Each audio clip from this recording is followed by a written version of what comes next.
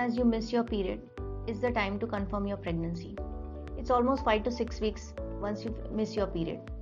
So you know when you're pregnant, you are going to have 3 main checkups. First is at the 6 to 7 weeks of pregnancy, second is at 9 weeks, and third is at completion of first trimester, that is 11 to 13 weeks. Now at 6 to 7 weeks of pregnancy, what are we supposed to look out for the first checkup?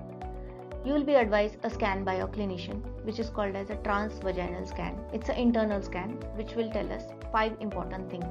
First is location of the pregnancy, whether the pregnancy is located well inside the uterus, or is it stuck in the tubes, or is it in the lower segment of the uterus. Second is dating. Dating, if you have a late ovulation, there must be mismatched dates. So to match the growth of the baby along with our dates is very important. So dating of the pregnancy is important.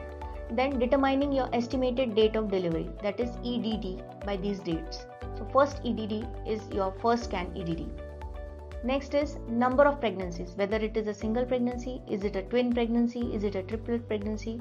So we need to determine the number of pregnancies. And the last is viability of the pregnancy, that is presence of heartbeat or absence of heartbeat. By 6 to 7 weeks, ideally the heartbeat should occur. So there should be a heartbeat when you go for your first scan. If in case at 6 to 7 weeks you are not able to see the heartbeat, then your clinician will call you after like 10 days or 15 days for a routine checkup to check whether the heartbeat has occurred or not. Apart from these 5 things, your clinician will also look out for 2 things. One is whether there is any pathology in your adnexa. Adnexa is something which starts from the tubes and ends in the ovaries. Whether there is any cyst in the ovary, whether there is any fibroid hanging from the uterus.